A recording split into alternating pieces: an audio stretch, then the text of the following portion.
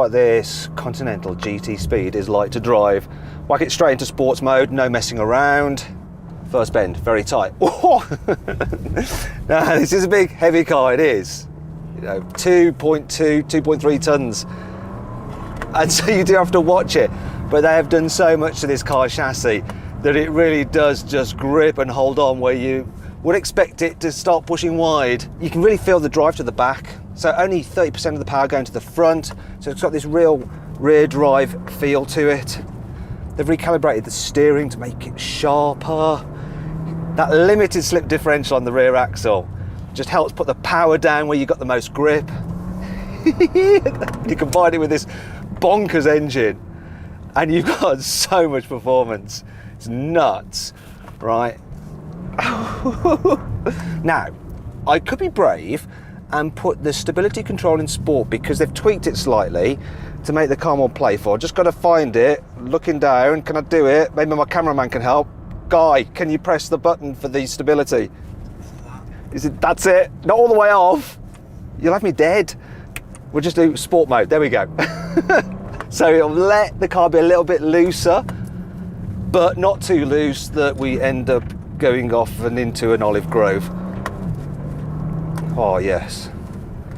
It's amazing that a car like this that is brilliant for just cruising around, looks great, it's like sitting inside some expensive handbag, can actually give you a sporty, almost sports car-like driving experience. They are quite sharp when you first touch them, so when you're just pootling around, you can end up headbanging the steering wheel because they do just bite really hard. But when you're on a twisty road like this and you're trying to reduce a lot of speed from such a big heavy car and you've got all that kinetic energy just like building up in the car, they are so good at just staying strong and not fading and having you just run off the road and into a tree, which obviously isn't a good thing, especially when you're in a car that's over £200,000 and you've signed a disclaimer, which means that you'll pay for it if you break it. I'm not going to break it. One of the reasons I'm not going to break it is the fact that this car has special suspension, which it's an anti-roll system that stops it leaning so much in the bend, so it really does just hook up and grip, so you can go round faster than you really should be able to. And it does just add to the fun. But Bentleys aren't just about fun, they're about luxury and comfort. So I'm going to whack the car into comfort mode, and my 3-chamber air suspension now is all slackened off, and I can just waft around, and let's go into automatic mode for the gearbox. It's an 8-speed dual clutch system, so when you're changing gears yourself, it's lightning fast. It's the same gearbox you get in Porsches, by the way. However, when you put it into automatic mode, it's pretty good at slurring the gears together so you can just waft about in Bentley luxury. Oh yes. What's that? You want to know how quick this thing is from 0 to 60, don't you? Let's do it.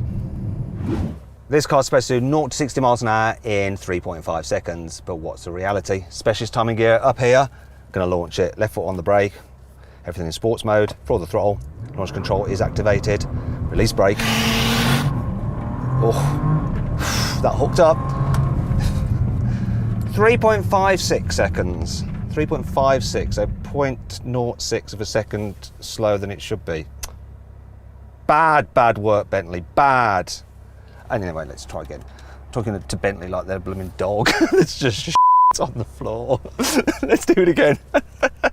Because you can do it over and over again.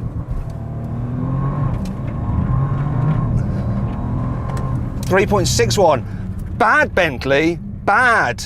I'm picturing Bentley as being like this big old golden retriever that slobbers a lot. Anyway, one last time.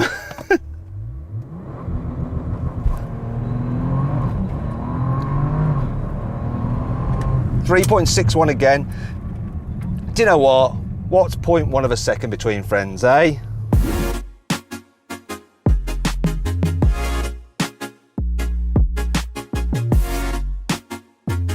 So then, what's my final verdict on the new Bentley Continental GT Speed? Should you avoid it? Should you consider it? Should you shortlist it? Or should you just go right ahead and buy it? Well, the Bentley Continental GT is a lovely car and the Speed is the pinnacle of the range. And so if you can afford it, you should just go right ahead and buy it.